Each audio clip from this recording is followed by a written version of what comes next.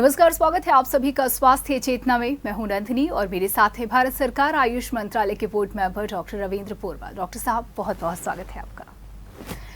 तो दर्शकों, स्वास्थ्य चेतना एक ऐसा कार्यक्रम जिसका करते हैं आप इंतजार करें भी क्यों ना, क्योंकि इसमें बात होती है आपके और हमारे स्वास्थ्य से संबंधित समस्याओं पर और उनके समाधान पर। अगर बात अभी की जाए तो मौसम बदल चुका है, सर्दी का मौसम आ चुका है और अब तमाम तरीके के उपाय हम कर रहे हैं खुद को सर्दी से बचाने के। जी नहीं, मैं गर्म कपड़ों की बात नहीं कर रही हूँ, मैं बात कर रही हूँ किस तरीके से मौसम के बदलाव के साथ होने वाली परेशानियों से बचाव की। जी हाँ, सर्दी और जुकाम ये सब आम परेशानियां हैं। आखिर इनसे किस तरीके से पार पाया जाए, क्योंकि लगने में ये भले ही मामूली सी परेशानियां हो, लेकिन पूरा का पूरा रूटीन हमारा डिस्टर्ब हो जाता है।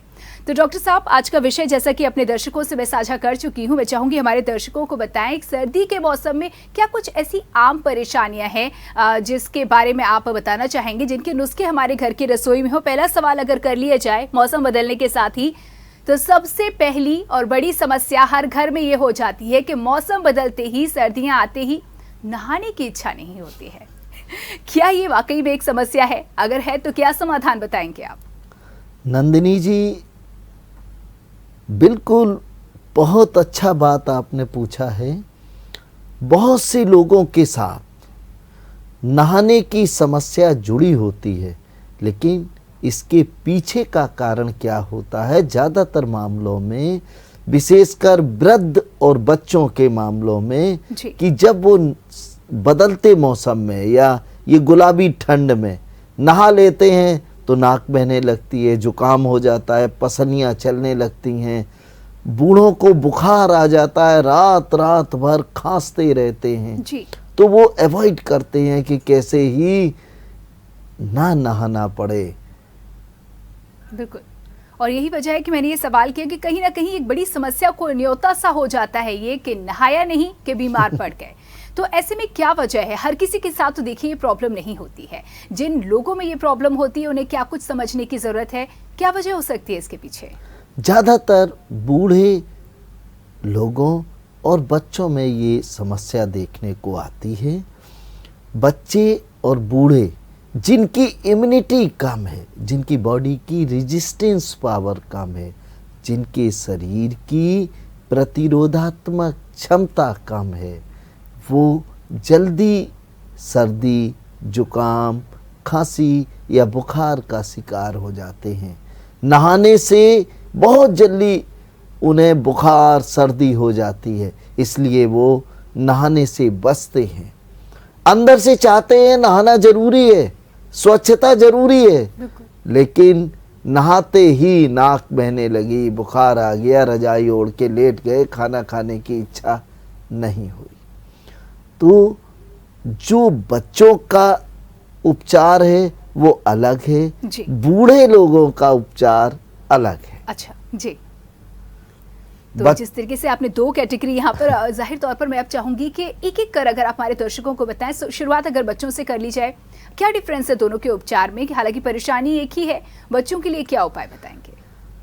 जो 10 वर्ष से कम आयु के बच्चे हैं और 2 वर्ष से अधिक आयु के बच्चे हैं, ये नहलाते ही छींक मारने लगे, नाक बहने लगे, जुकाम हो जाए, तो माँ बहुत बार अवॉइड करती है कि बच्चा ना नहाए, धूप निकल आए तब नहाए, और बहुत जल्दी गर्म पानी से नहला के बच्चे को कपड़े पहना देते हैं। लेकिन इस सब सावधानियां, अच्छी सावधानियां ये, इन सावधानियों के बावजूद बच्चा कोल्ड और कफ का शिकार हो जाता है जी। इससे बचाव के लिए आप अजवाइन को बारीक पीस लीजिए जी। अजवाइन लगभग 2 चम्मच हो और बिल्कुल मैदे की तरह बारीक पीस लें। आप इसमें जितनी अजवाइन है, 2 चम्मच अजवाइन लिए तो 4 चम्मच अदरक का रस, और जितना अदरक का रस लिया है उससे 1.5 लहसुन का रस। लहसुन को कूट के जरा सा पानी डाल के मिक्सी में चला लें, चटनी जैसा बन जाता है, उसको छन्नी से छान लें। ये लहसुन का रस है, क्योंकि लहसुन की कली में रस निकलना कठिन होता है। ऐसे तो 1 किलो लग जाएगा लहसुन, वो और परेशानी बहुत होगी। लगभग 2-3 लहसुन के जो वो बंच होते हैं जी जी, उसको अच्छी तरह पीस के उसको थोड़ा सा पानी डाल के मिक्सी में पीस लें, छान लें। लेकिन अदरक अगर 4 चम्मच है तो 6 चम्मच तुलसी का रस। अब इन तीनों चीजों को मिलाकर 100 ग्राम कड़ुए तेल में अच्छी तरह धीमी आंच पर, बहुत धीमी आंच पर धीरे धीरे पकाएं। अगर तेज आंच पे पका लिया तो इसके औषधि गुण तेल में नहीं आएंगे। मैं अपने दर्शकों को एक चीज बता देना चाहता हूं, बहुत से लोग दर्द के लिए, जोड़ों के सूजन के लिए तेल बनाया करते हैं अलग अलग स्थानों से नुस्खों को ढूंढकर, और वो तेल तेज आंच में बना देते हैं और फिर वो तेल का लाभ उन्हें नहीं मिलता है, उन्हें वो फायदा नहीं मिलता है। इसलिए इस बात को ध्यान रखिए, बहुत धीमी आंच पर धीरे धीरे धीरे धीरे ये 100 ग्राम तेल को पकने में लगभग 5 से 8 मिनट लगें, और जब ये सारी चीजें जल जाएं तो उस तेल को ठंडा करके छान लें और रख लें जी। अब नहाने के तुरंत बाद बच्चे को छाती में, पीठ में, पैरों में जरूर लगा दें। पैर के तलवे और हाथ की हथेलियों में बहुत अच्छी तरह लगा दें।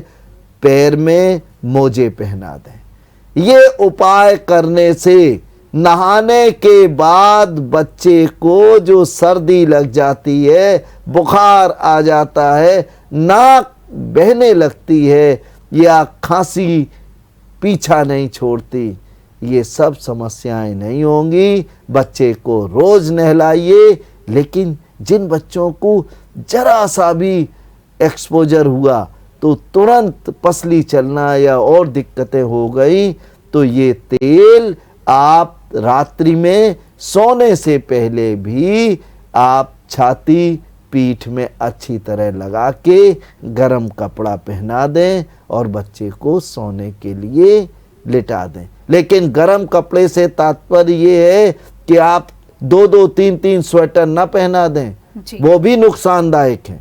आप बदन से चिपका हुआ एक गरम कपड़ा होना चाहिए। ऊपर से आप उड़ाने के लिए 2 कंबल दे दें, 3 कंबल दे दें, कोई दिक्कत नहीं है।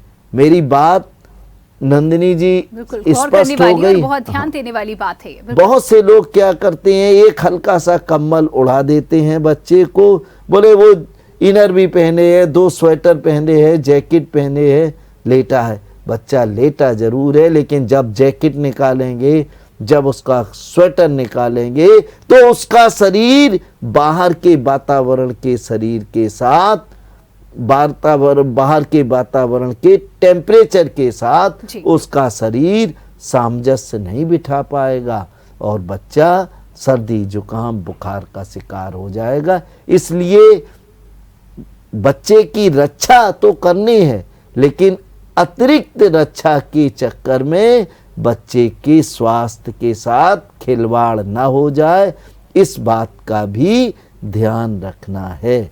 बिल्कुल, जानकारी के अभाव में देखिए इस तरीके की गलतियां हम कर जाते हैं, और क्या कुछ वजह होती है जब इतना ध्यान देने के बाद भी परेशानी वही की वही रहती है। हम कहते हैं कि हमने नहलाते वक्त कितना ध्यान दिया, लेकिन फिर भी आखिर बच्चे को ठंड हो गई, तो वजह ये भी हो सकती है। साथ ही जो नुस्खा बताया है आप उसको अपनाएं और इसे अपनी जीवन शैली में शामिल करें, तो निश्चित तौर पर आराम मिलेगा। तो जिस तरीके से बच्चों की बात हमने करी, लेकिन अब बात हम बुजुर्गों की करना चाहेंगे।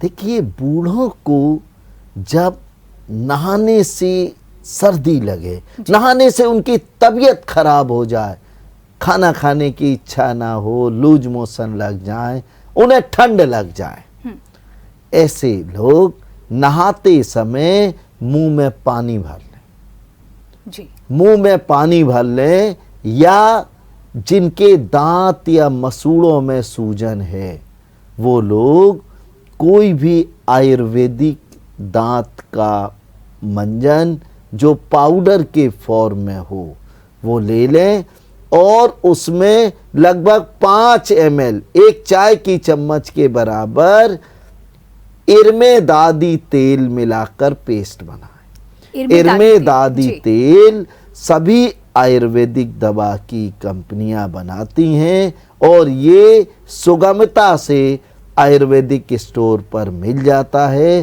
दांत के रोगों के लिए, मसूड़ों के लिए ये एक बहुत प्रभावशाली औषधि है। तो दांत का जो भी मंजन आप जिस ब्रांड का भी करते हो, लेकिन इस बात का भी ध्यान रखें कि आपके मंजन में किसी भी रूप में तम्बाकू जैसा उत्पाद नहीं होना चाहिए। तम्बाकू मिले हुए भी मंजन बाजार में आते हैं जो बाद में आपको तम्बाकू की नशे की लत लगा देते हैं। आप उस मंजन को छोड़ नहीं पाएंगे, आपकी मजबूरी होगी कि वो मंजन करने लगें। तो ऐसी नुकसानदायक तथ्यों से बचाव करना आपका फर्ज है। आप जो भी मंजन लें, 1 चम्मच मंजन और 1 चम्मच इरमेदादी तेल मिलाकर अच्छी तरह पेस्ट बनाइए और इसको मसूड़ों में लगाइए, मुंह के ऊपर, बक्कल कैविटी में ऊपर।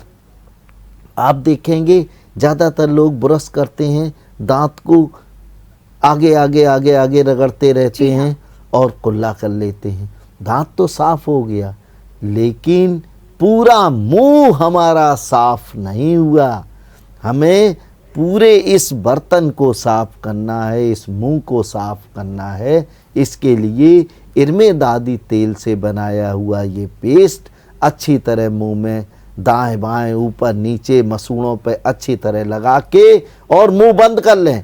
अब बूढ़े लोग अगर हैं, जवान भी ये करें, बूढ़े भी करें, इसके बाद गुनगुने पानी से स्नान करें, लेकिन इसको थूकेंगे नहीं, ये मुंह में लगा रहेगा। और जब मुंह से सांस भी नहीं लेंगे क्योंकि अंदर भरा है। अब आप नहाने के बाद तौलिया से पूरे बदन को पोंछ के अपने वस्त्र पहन लीजिए और फिर कुल्ला करके इसको निकाल दीजिए।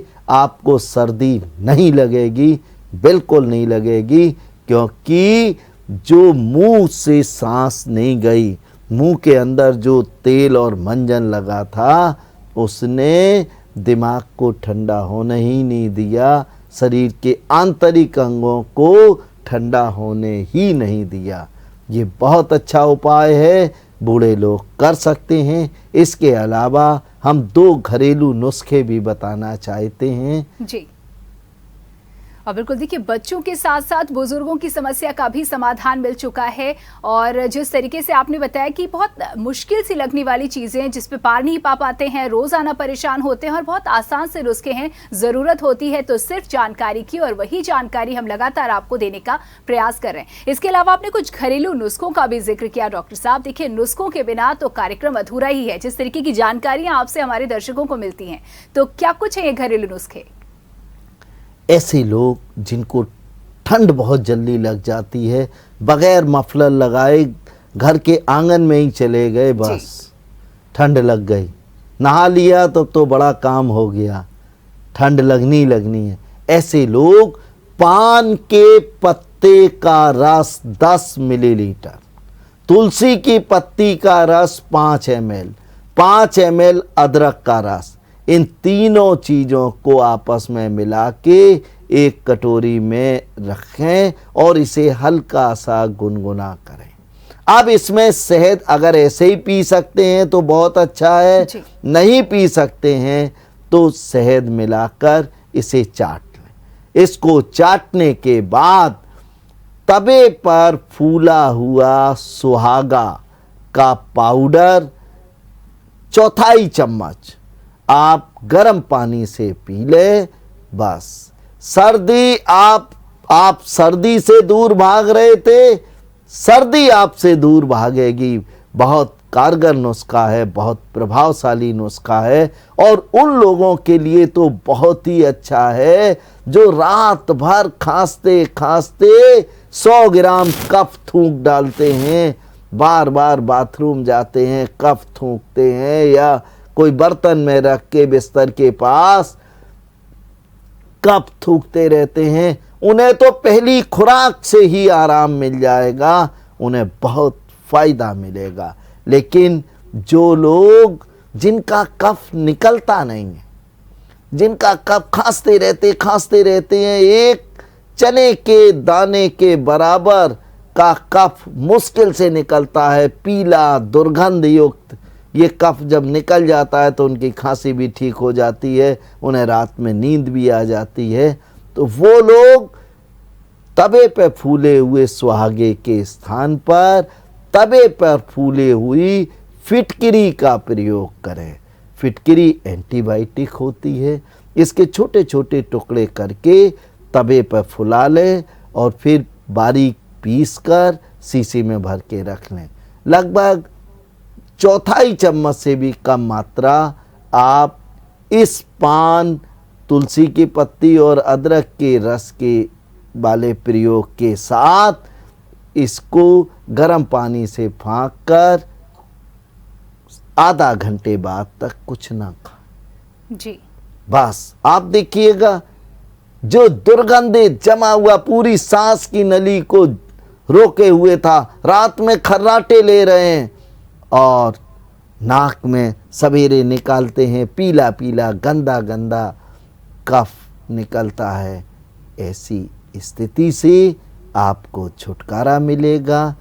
आपके शरीर में उतना ही कफ बनेगा जितनी शरीर को ज़रूरत है, संतुलित कफ बनेगा, अतिरिक्त कफ का निर्माण बंद हो जाएगा और जो जमा हुआ हटीला कफ है, जो विभिन्न प्रकार के संक्रमण का कारक बन जाता है, वो सब निकल के बाहर हो जाएगा और आपका पूरा respiratory tract neat and clean हो जाएगा। ये प्रयोग नंदिनी जी, मैंने अपनी 30 साल की प्रैक्टिस में हजारों हजार रोगियों को रोग मुक्त कर दिया है। ये नुस्खा कभी असफल नहीं हुआ है।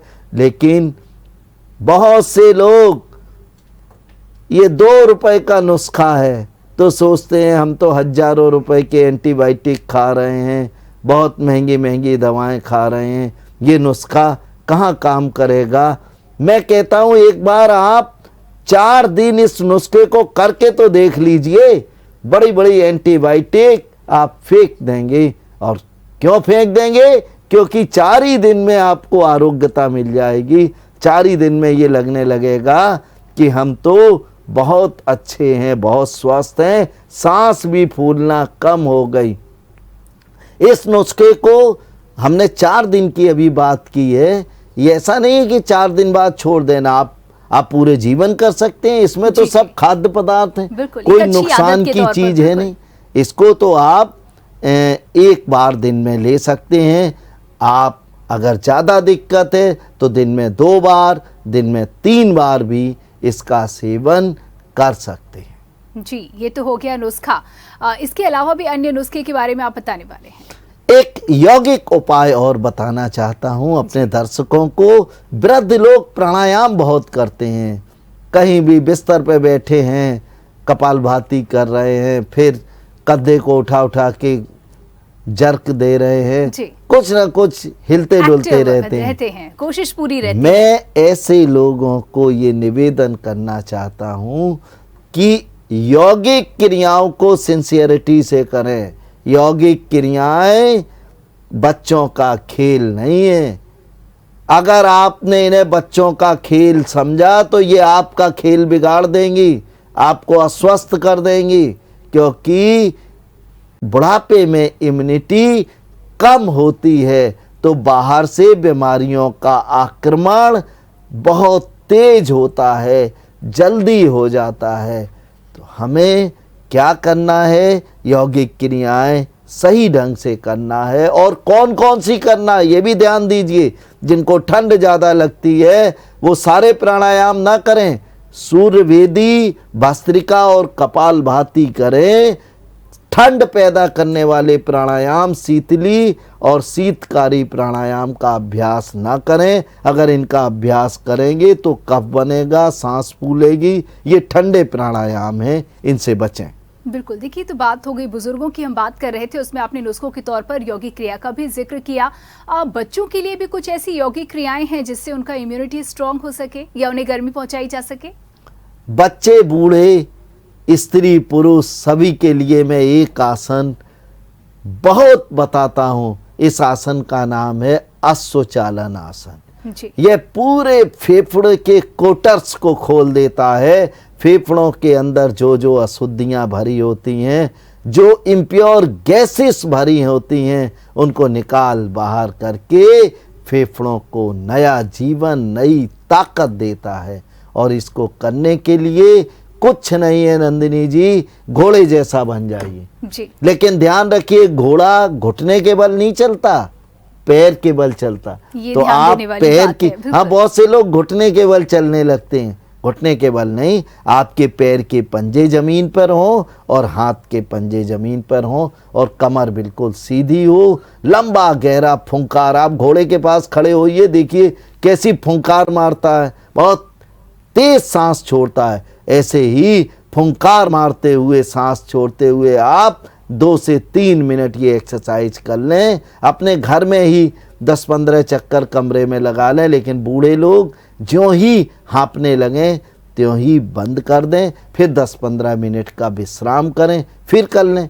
करना 3 मिनट है। 3 मिनट करने के बाद फिर आपको कोई और यौगिक आसन करने की आवश्यकता कम से कम इस बीमारी के निदान के लिए नहीं है। और बिल्कुल, देखिए जिस तरीके से बात की शुरुआत हुई थी, बच्चों और बुजुर्गों की अलग अलग उपाय हैं उनकी समस्या के लिए। तो बात जब बच्चों का आपने किया तो आपने जिक्र किया कि 2 साल से 10 साल के बच्चों के लिए। तो अब मेरा सवाल ये है कि न्यूबॉर्न बेबी यानी कि नवजात शिशु से लेकर के 2 साल के बच्चों के लिए भी कुछ खास ऐसे तरीके, कुछ ऐसे उपाय जिससे उन्हें सुरक्षित रखा जा सके? 2 साल से कम के बच्चों को तवे पे फुलाया हुआ चौकिया सुहागा का पाउडर 1 गेहूं के दाने के बराबर उन्हें दिन में 2-3 बार दें। अगर बच्चा 1 वर्ष से छोटा है तो 1 गेहूं के दाने के बराबर दें। 1 वर्ष से 2 वर्ष का है तो 1 चने के दाने के बराबर सुहागा को आप गर्म पानी के साथ दे दें, चाय के साथ दे दें, शहद के साथ दे दें। इससे बच्चे की जो रोजाना का सर्दी जुकाम का समस्या है ये ठीक हो जाएगा। और ये नुस्खा मेरा नहीं है, ये नुस्खा सदियों से घर घर में बूढ़े लोग अपने बच्चों के लिए आजमाते आए हैं और इस नुस्खे को कभी फेल नहीं पाया है। पूरे देश में इस नुस्खे का प्रचलन है।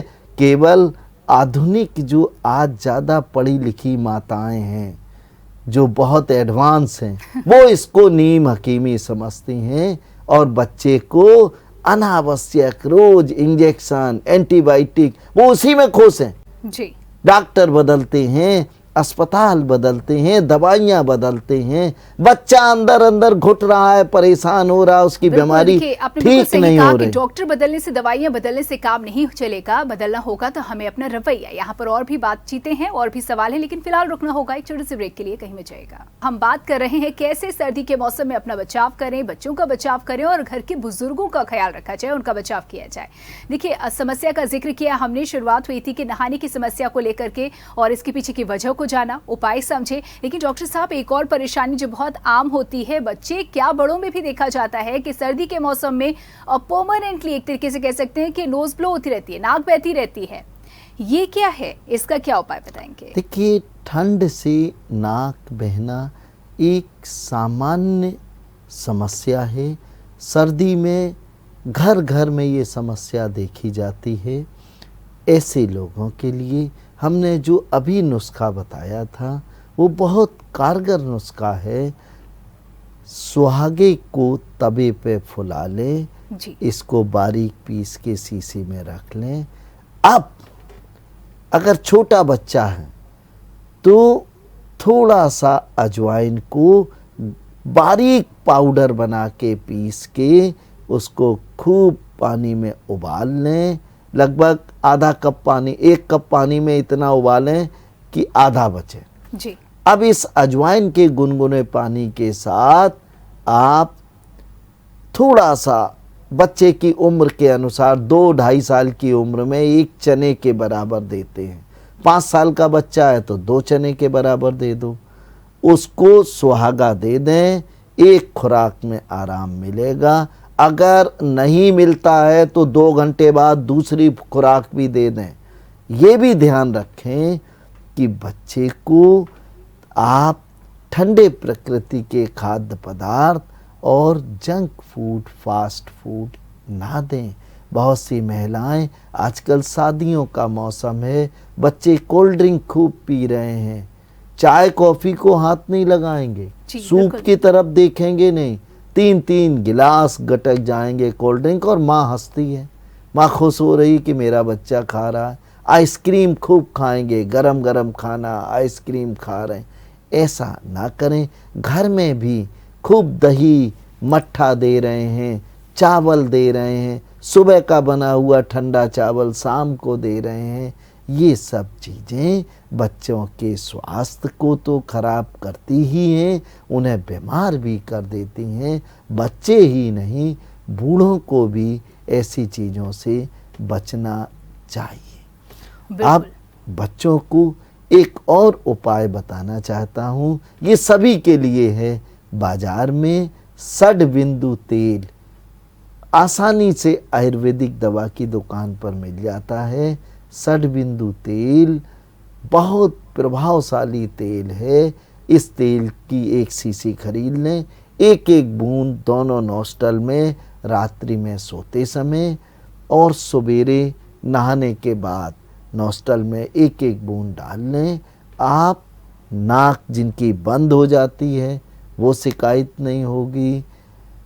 जल्दी जल्दी सर्दी, जुकाम, छींके मार रहे हैं, एलर्जिक डिसऑर्डर है, उससे भी बचाव होगा। बिल्कुल। देखिए, सर्दियों के मौसम में ठंड लग जाना एक आम बात है। जुकाम जब होता है तो लोगों को अलग अलग तरीके की परेशानियों का सामना करना पड़ता है। उनमें से एक परेशानी है सिर में दर्द होना, सिर का भारी होना। ये क्या है और इसका क्या उपाय बताएंगे डॉक्टर साहब?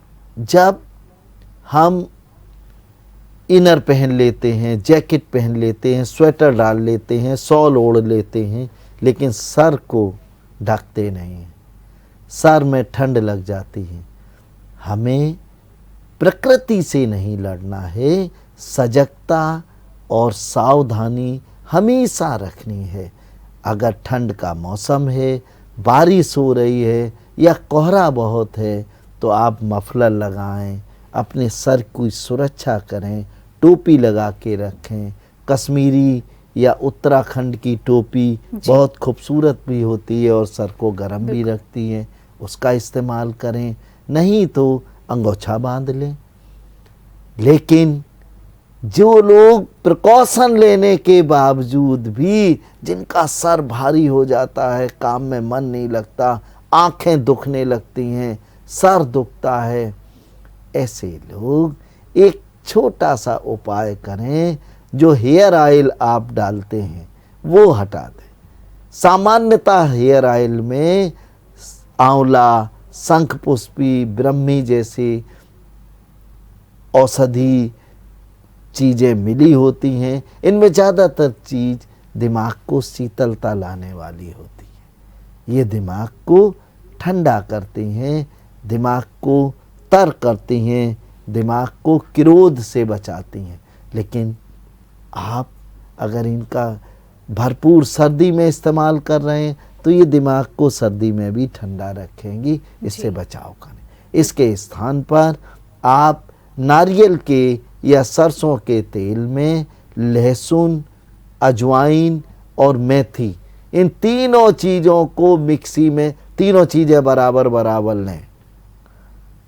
और अगर 100 ग्राम तेल बनाना है तो तीनों चीज़ें 12-12 ग्राम लें, 12-12 ml लें और इनको अच्छी तरह पीस के आप 100 ग्राम नारियल के तेल में धीमी आंच पर अच्छी तरह पकाएं और फिर छान के रख लें। जब ये ठंडा हो जाए तो इसमें 1 ml, ध्यान रखिएगा 100 ml में 1 ml लौंग का असली तेल और लगभग 2 ग्राम सत अजवाइन मिला लें जी। ये पंसारी के यहाँ मिल जाते हैं और इस शीशी को बंद करके रख लें। ये तेल आप लगा के अगर भयंकर कोहरे में भी निकल जाएंगे तो एक बार आपके स्वास्थ्य को बिगड़ने से बचाएगा, आपको जल्दी बीमार नहीं होने देगा। लेकिन जब आप अति पे उतारू हो जाएंगे तो फिर उसका कोई इलाज नहीं। ये उपाय सामान्य जो हमारी परेशानी होती है, दिनचर्या है, उसमें काफ़ी हद तक आपको फ़ायदा पहुंचाएगा। डॉक्टर साहब, ठंडी लगने पर यानी कि सर्दियों के मौसम जब ठंड लग जाती है तो पेट की भी समस्या हो जाती है, लूज मोशंस हो जाते हैं, पेट में मरोड़ उठती है, इस पर क्या बताएंगे? कोल्ड डायरिया बहुत बड़ा मारक है।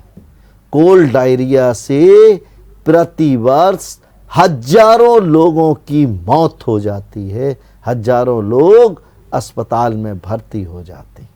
जब भी आपको कोल्ड डायरिया हो तो आप भोजन बंद कर दें, उपवास पर आ जाएं और अजवाइन और हींग, कच्ची हींग को भूनना नहीं है जी जी, असली हींग हो, ये बंधानी हींग नहीं चलेगी। असली औषधि वाली हींग को थोड़ा सा लीजिए और पानी में इसको अच्छी तरह घोल लीजिए जी। थोड़ी सी अजवाइन डालिए, इस पानी को उबाल लीजिए, इस पानी को दिन भर पीना है। ये पानी एक एक आधा आधा गिलास करके पूरे दिन पीते रहिए। 4-5 घंटे के अंदर कोल्ड डायरिया ठीक हो जाएगा। लेकिन ध्यान रखिएगा, कोई भी चीज़ खानी नहीं है। घर परिवार के लोग बूढ़े लोगों को कहते हैं अरे कुछ खा लो तो संतोष हो जाए, बूढ़े भूखे पड़े हैं, लेकिन भूखे पड़े हैं अस्पताल में तो नहीं है। इसलिए इस बात को ध्यान में रखिएगा। जब वो स्वस्थ हो जाएं तो आप दुनिया भर की जो भी चीज़ें उनके स्वास्थ्य के लिए हितकारी हैं, उनके लिए अच्छी हैं, उन्हें खूब खिलाइए। लेकिन जब कोल्ड डायरिया हो तो इस चीज़ का बहुत ख्याल रखिए।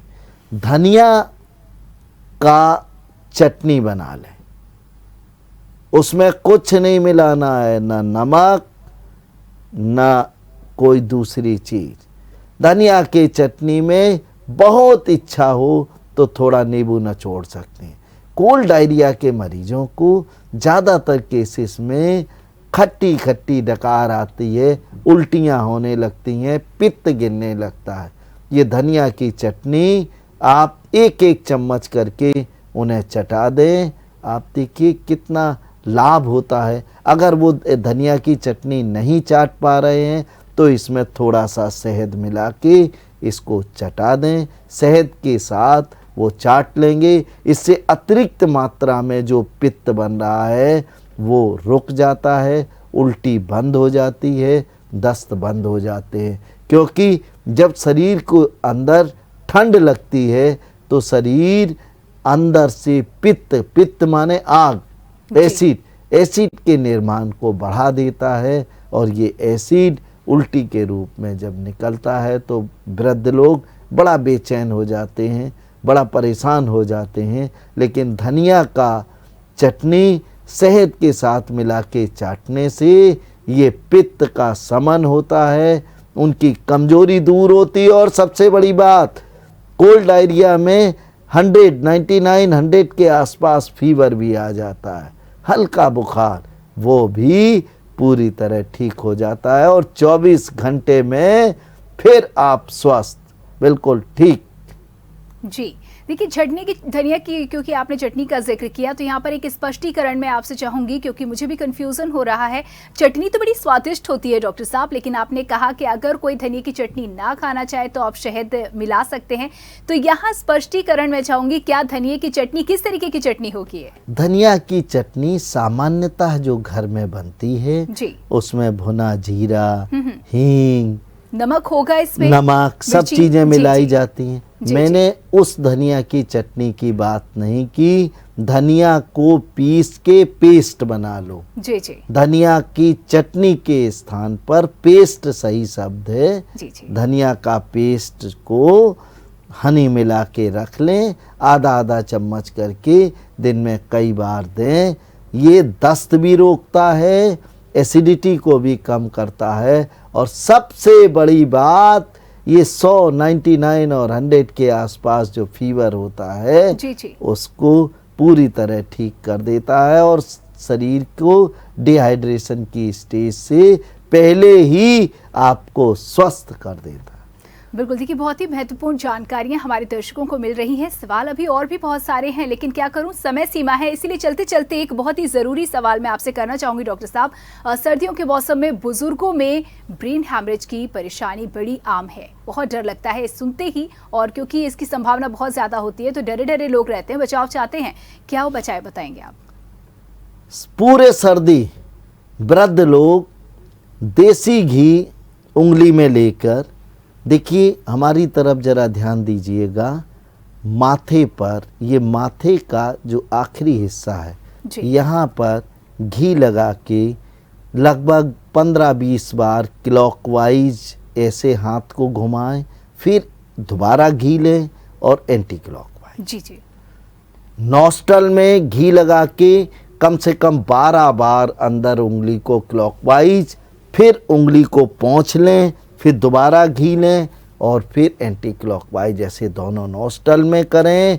और कान के पीछे आप अच्छी तरह घी लगा के वही 12 बार क्लॉकवाइज और 12 बार एंटी क्लॉकवाइज करें। इससे सर्दी के कारण जो हमारी नस नाड़ियाँ सिकुड़ जाती हैं, जिनके कारण जीवन के लिए संकट पैदा हो जाता है, वो स्थिति नहीं आएगी। और सबसे बड़ी बात आप देखेंगे कि ये घी पता नहीं कहाँ 5 मिनट के अंदर गायब हो गया। जी। ये हमारी आर्टरीज के फ्लेक्सिबिलिटी को बढ़ाता है, आर्टरीज की स्टिफनेस को कम करता है। ये ब्रेन हेमरेज के खतरे को न्यूनतम करके आपको स्वस्थ रखने में मददगार है। बिल्कुल, तो बहुत बहुत धन्यवाद डॉक्टर साहब इन तमाम जानकारियों के लिए। तो हम उम्मीद करते हैं कि इन जानकारियों का आप पूरा लाभ उठाएंगे। ये जानकारियां आपकी जीवन शैली में सुधार करेगी और आपको परेशानियों से निजात दिलाएगी। तो इसी के साथ ही आज के स्वास्थ्य चेतना में इतना ही। दीजिए इजाजत, नमस्कार।